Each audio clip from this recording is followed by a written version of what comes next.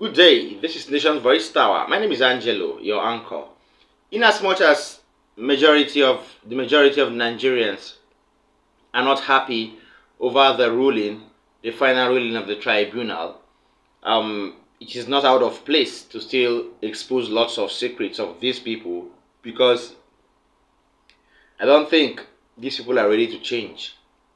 Yes, it's now evident that we would never forget the 6th day of September 2023, when the Nigerian constitution was rewritten and when the democracy of Nigeria was murdered and buried, never to return. Yes, I am saying this with no equivocation whatsoever, because what we saw in court was very appalling. What we saw the justices and the judges do in court was very, very sad. You could see it glaringly that these judges were playing by the script. Whose script? Who else? Well, I had an update. I had a very secret update before the ruling of the tribunal, a night before the ruling.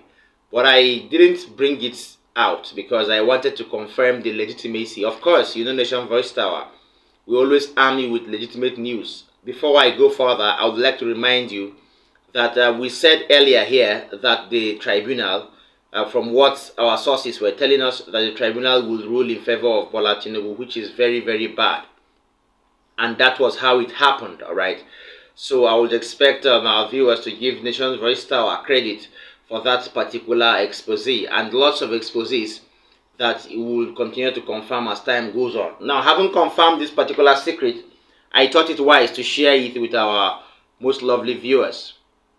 It was alleged that the Chief Justice of Nigeria, Olukayode Ariwola, the President of the Court of Appeal of Nigeria, Justice Monica Bolnan Dongbam Mensem, and other judges were out of Nigeria right from 3 days ago.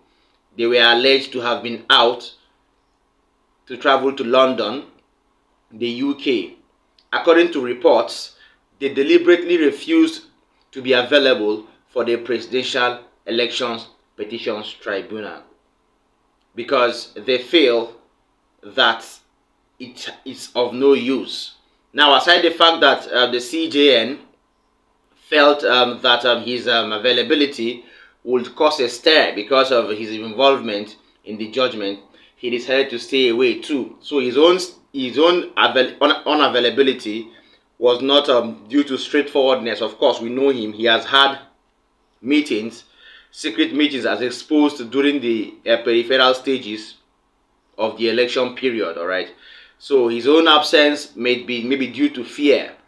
All right, but it is said that Justice Dongbam Mensem Monica, who is the President of the Court of Appeal, was absent because of what I will expose to you at the end of this particular write-up. Now, reliable informants told us that the President of the Court of Appeal, Justice Dongbam Mensem Monica, has refused to be reached and has made herself incommunicado, incommunicable. Nobody will be able to talk to her for some time. This is a deliberate act from the justice, leaving the tribunal to decide whatever they deem appropriate. That means, from all indications, her hands are off this tribunal case. You know, I would like to expose something to you before I go further.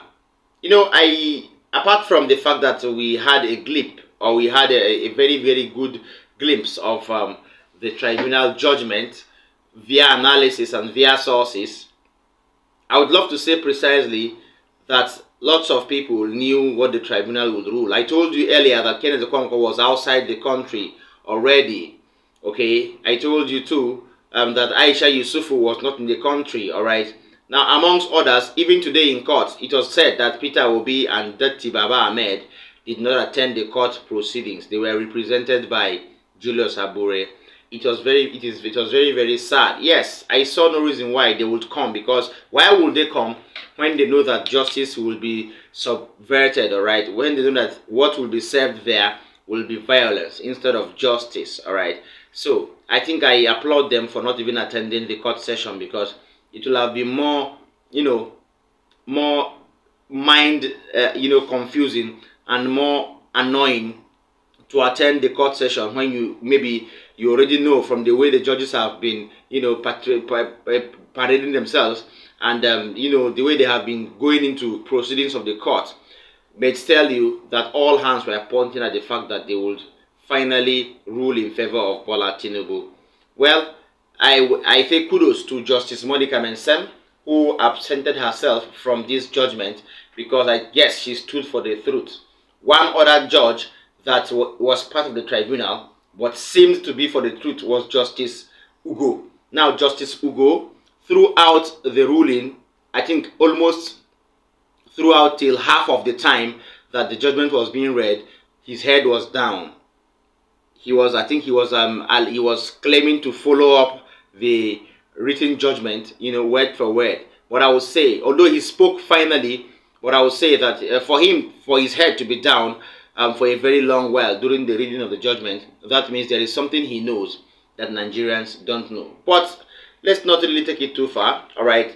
Thank you so much for enjoying that particular update. It is very, very sad that now we don't know what to do, but surely we will try to take back our country, because that is the best thing, and that is what is best for Nigeria as a country and for Africa as a continent. All right. Now I have something about the tribunal too, about the judgment that was delivered. All right. It's no longer news that the Court of Appeal and its tribunal judges, 5 of them, disqualified or let me say dismissed the case of Peter Gregory Obi of the Labour Party, and that of Atiku Abubakar, based on technicalities and merits and other reasons. All right. So secondly, Dr. Avotu Barry Johnson, a coordinator of the Vote Must Count Initiative International, cried out at the sight of when the democracy of Nigeria was being murdered today. All right. Now, many and lots of Nigerians joined him in that peaceful protest during the time that the judgment was being read. Although none of these people were left to come closer to the Court of Appeal, but they tried their best to tell people physically and through their protest that democracy was being murdered on a very, very day like this, and they would not go down without a fight. Hence the reason why all youths, including Dr. Avotu Barry Johnson, tried with a peaceful protest to take back the democracy. But let's see if it's a cause that will not be won, because we must win this cause. Nigeria must go back to being the best country in the whole Africa. Of course, if we have ever hit that particular trade or that particular landmark, I guess it's now high time to go back to that landmark. If we have not, then it is time to make Nigeria the best country in Africa by receiving our country or retrieving our country and returning the democracy and electing the right leaders for the stability of governance. Now watch Dr. Avotu Barry Johnson while he spearheaded that peaceful protest many, many kilometers away from the Court of Appeal.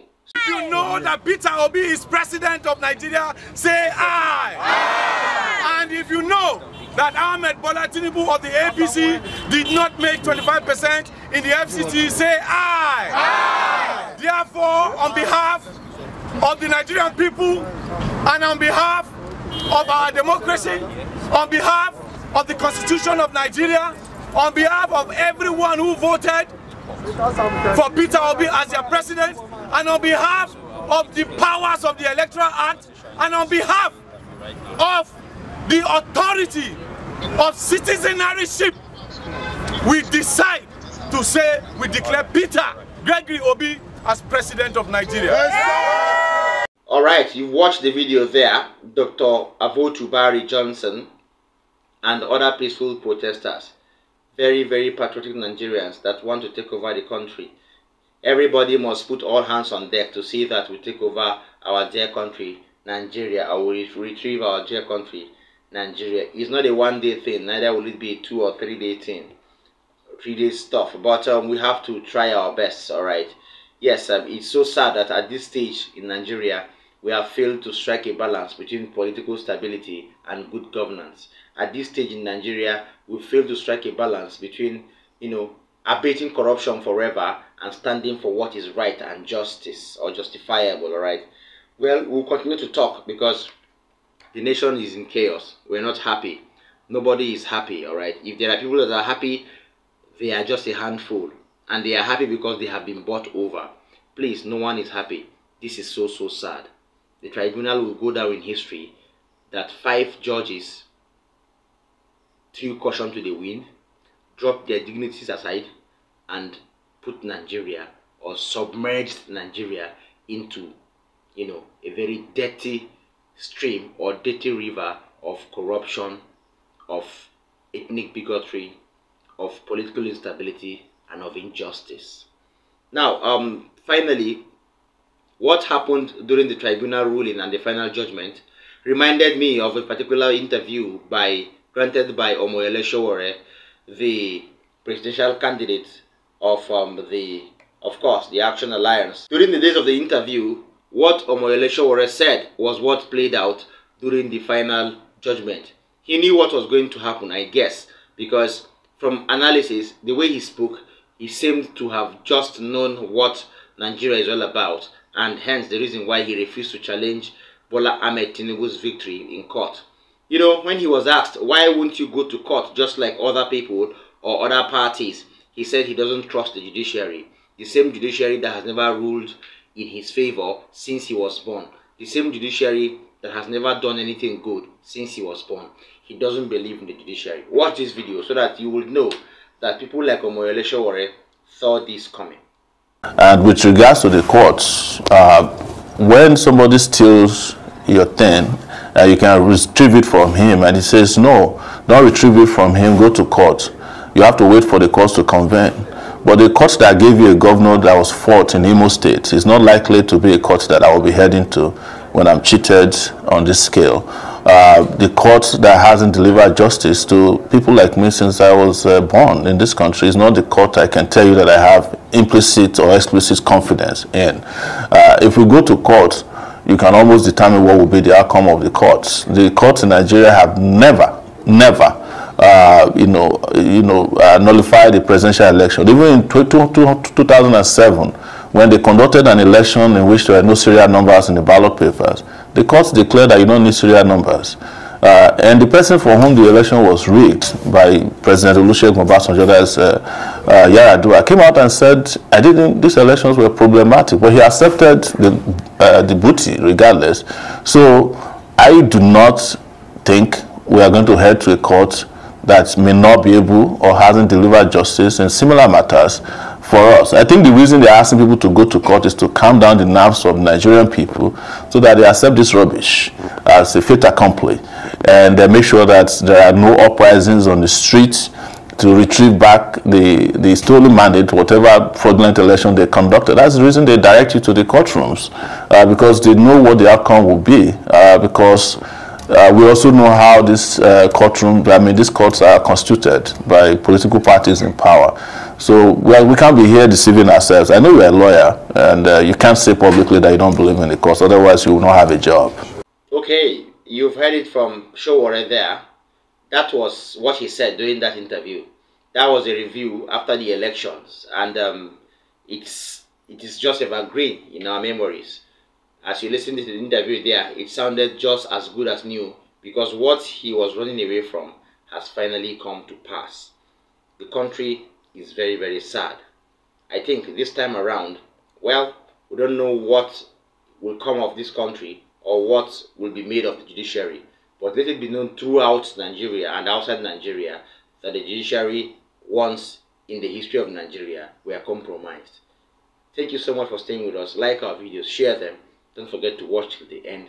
Please drop a comment for us in the comment section. We need these things so that we will be able to improve and go viral. See you next time. Bye.